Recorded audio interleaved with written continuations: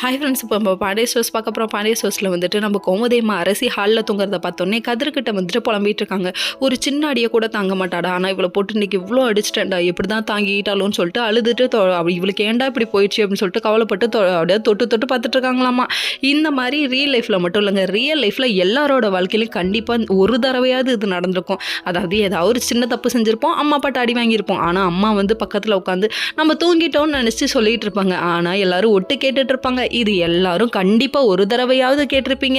யார் யாரெல்லாம் இப்படி கேட்டிருக்கீங்கன்னு கமெண்ட் செக்ஷனில் கமெண்ட் பண்ணுங்கள். இது ஒரு பக்கம் இருந்தாலும் இதை கேட்டோன்னே நம்ம கதிர் மனசு தாங்கலைங்க.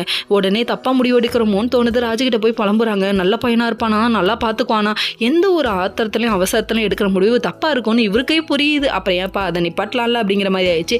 சரி, இது ஒரு பக்கம் இருந்தாலும் அங்கே ஒரு பக்கம் சுகன்யா தூங்கவே விடுறதில்ல. அங்கே போயுமா இந்த வேலையை பார்க்குற அப்படிங்கிற மாதிரி இருக்குது. அடித்து வெளியே துரத்தி விட்டாங்க நம்ம பழனி ஒரு பக்கம் விடுகதையா இந்த வாழ்க்கைன்னு புலம்பிக்கிட்டு வெளியில் வந்து படுத்துட்டாரு. அது மட்டுமா, வாடி பொட்டப்பில் வெளியன் தினமும் தண்ணி போட்டு வந்து ஒன்று மிதிக்கணும்டி அப்படிங்கிற மாதிரி இருக்குது இவரோட ரியாக்ஷன். அதுக்கப்புறம் இப்படி காலம் எல்லாரும் எந்திரிக்கிறதுக்கு முன்னாடி எப்படியாவது ஏஞ்சி பிரச்சனையை கிளப்பி விடணும்னு பார்க்குது. ஏஞ்சி உள்ள போயா, எல்லாரும் என்ன கேள்வி கேட்கணுமான்னு கண்ணா திட்ட ஆரம்பிச்சிட்டாங்க. என்னை புருஷனா நினைக்கலனாலும் பரவாயில்ல, ஒரு மனுஷனா மதிடிங்கிற மாதிரி இருக்குது இவரோட ரியாக்ஷனு. நடந்துட்டு இருந்ததெல்லாம் பெரிய வீட்டம்மா வேடிக்கை பார்த்துட்டு இருக்காங்க. நம்ம ராஜோட அம்மா கடைசியில் பார்த்தா பாட்டிக்கிட்ட என்ன வேஷம் போடுறாங்க. கொசு கடிக்குது, நானும் தான் சேர்ந்து வெளியே படுத்தேன் பொய்ய சொல்ல. 1 2 4 பிட்டு நங்கூரமாக போட்டு வச்சிருக்கியடா, அட்டன் டைமில் இப்படி அளந்து விட்றியடா அப்படிங்கிற மாதிரி இருக்குது. கூடிய சீக்கிரம் டைவர்ஸ் வாங்கினா தான் நிம்மதியாக இருக்கணும் போல். இவங்க எல்லாம் வெரைட்டி வெளுக்க தோணுது அப்படின்னு சுகன்யாவை பார்த்தாவே தோணுது. ஓகே ஃப்ரெண்ட்ஸ், நெக்ஸ்ட் வீடியோவில் பார்ப்போம்.